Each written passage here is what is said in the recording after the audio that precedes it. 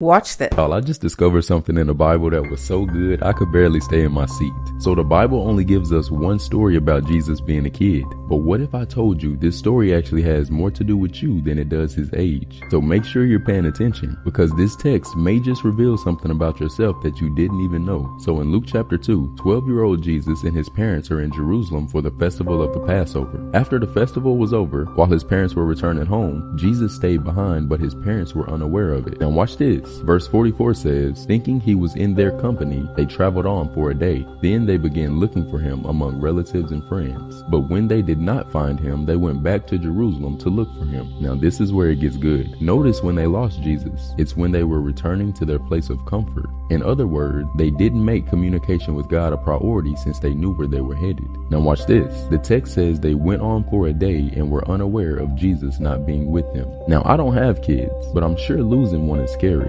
So how did they manage to lose Jesus? The same way you do, when you stop making proximity a priority and you desire destination over devotion. Upon returning to the temple courts, they finally found Jesus, and his mother said to him, "Son, why have you treated us like this? Your father and I have been anxiously searching for you." Now watch his response. Jesus said, "Why were you searching for me? Didn't you know I had to be in my Father's house?" Now remember, anytime God asks a question, it's not so he can figure something out about you, it's so you can figure something out about yourself. So why would Jesus say that? Because you have to remember, Jesus is 12 years old, and these are his parents. So in essence, they are closer to him than anyone else. So Jesus asked this question to influence a moment of reflection, but not just to his parents, to me and you as well. What he's saying is, you claim you know me so well, but you being anxious about this situation is an indication that you don't know me as well as you say you do. Because if you did, you would know that there's nothing to worry about. So I'm gonna tell you this, I'm through. Maybe it's been hard for you to hear from God because he's in the last place you left him.